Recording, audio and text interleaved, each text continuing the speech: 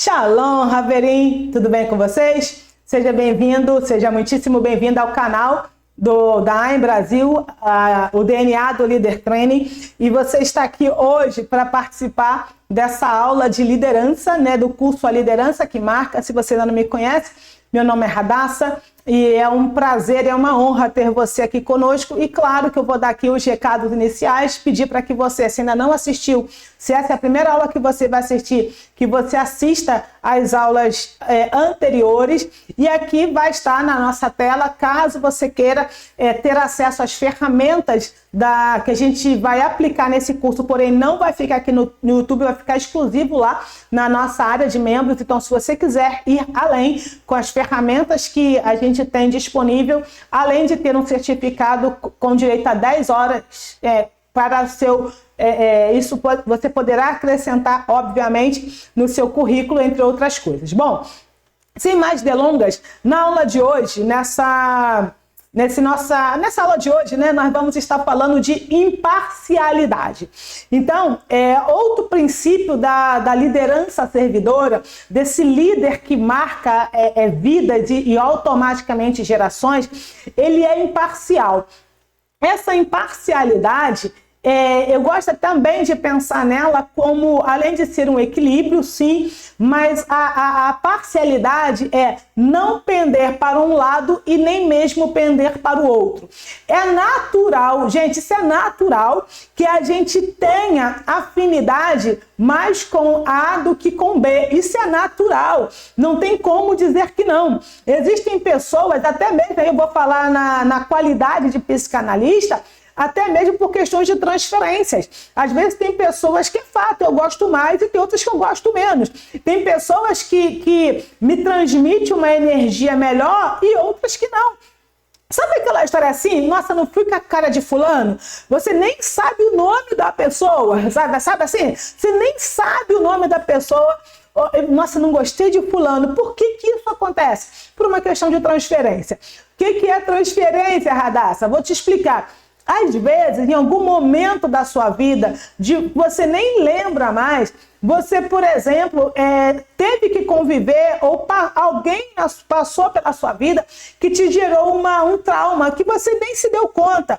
Então, todas as pessoas que passarem pela sua vida, que de alguma forma te lembrar inconscientemente aquela pessoa, você naturalmente vai falar, nossa, não gostei de fulano. Por quê? Porque aquela pessoa, de alguma forma, ela te lembra, né, aquela dorzinha gerada no passado. Que é um exemplo positivo disso? Existem pessoas, e eu mesmo já atendi uma pedagoga, que eu perguntei para ela o seguinte, por que você é professora, né? Começou como professora e depois fez pedagogia. Por que você decidiu ser professora? Sabe qual foi a resposta dela? Porque eu tinha problemas com a minha família, né? Com a minha família, e essa professora, ela cuidou de mim como se fosse uma mãe. Então, eu me identifiquei com ela e quis ser professora, para ela também poder cuidar de outras pessoas. Ou seja, ela quis ser professora por quê? Porque aquela professora pode gerar nela esse desejo, vamos colocar assim. E o contrário também existe. Às vezes você gosta muito de alguém porque aquela pessoa, nossa, me lembra fulano de tal. E por aí vai, que a gente não vai dar não vou dar uma aula de psicanálise aqui, até, inclusive, se você gosta desse assunto, nós temos uma playlist aqui de psicanálise totalmente liberado para você, tá? Então, voltando, é natural, tá? É natural que a gente goste mais de um do que do outro. Não significa que a gente não gosta do outro. Tem gente que eu gosto do número 5 e tem outro que eu vou gostar do número 4.9, deu para entender? Então, assim, essa imparcialidade também, falando de psicanálise novamente, um líder, ele precisa ter uma saúde mental, vou colocar assim, equilibrada.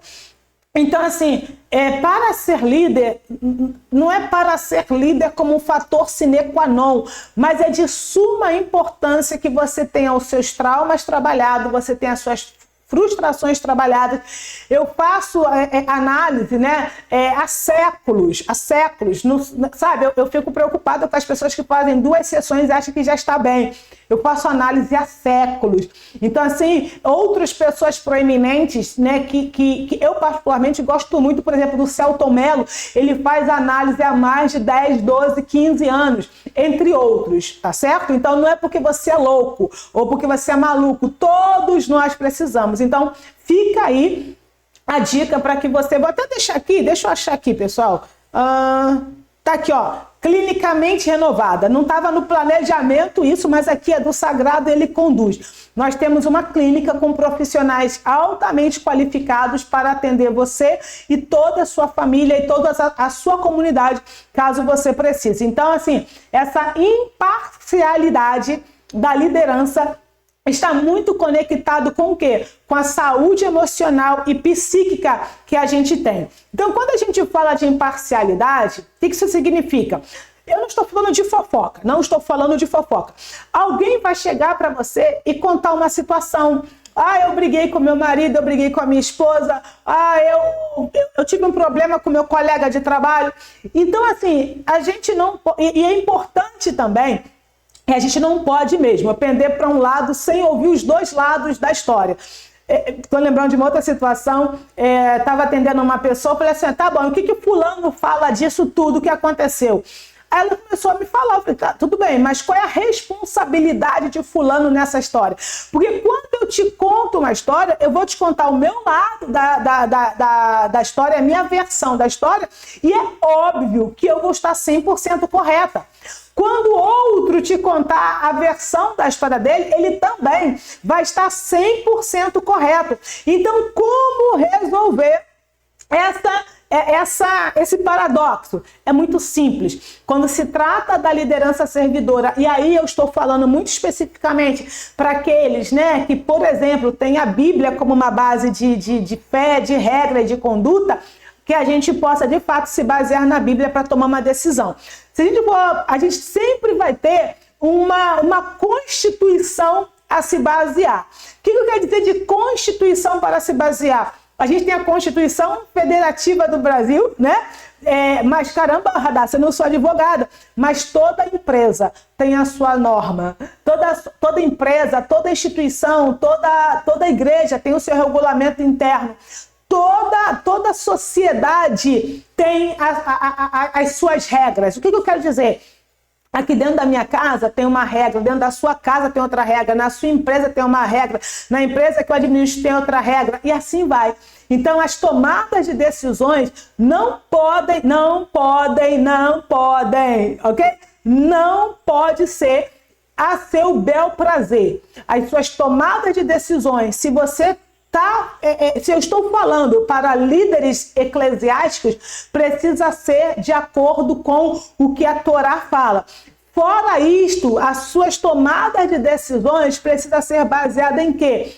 Precisa ser baseada nas normas e nas regras que conduz a organização que você está. Então, um líder, ele tem que ser imparcial.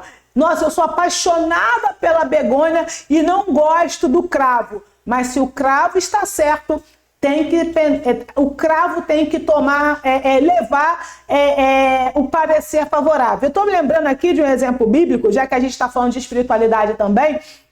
O Eterno diz na sua palavra que se um homem tem 2 esposas, né? Nos tempos bíblicos era permitido, ele tem 2 esposas. E o primogênito, a gente sabe que ele ficava com a maior parte da herança. E aí o Sagrado fala, se o primogênito for da não amada, né? E é óbvio que o filho da amada ele é o queridinho, mas se o primogênito é o filho da não amada, é o primogênito que tem que levar 2/3 da herança do pai e ficar com toda a sua, com a maior parte dos seus bens. Então, isso demonstra que o sagrado, ele é imparcial e nesse caso aí da primogenitura, estava ensinando aos pais, né, aquelas famílias ali, e óbvio que a nós sermos imparciais também. Bom, é isso que a gente tem para hoje. Shalom, shalom, lehitraot.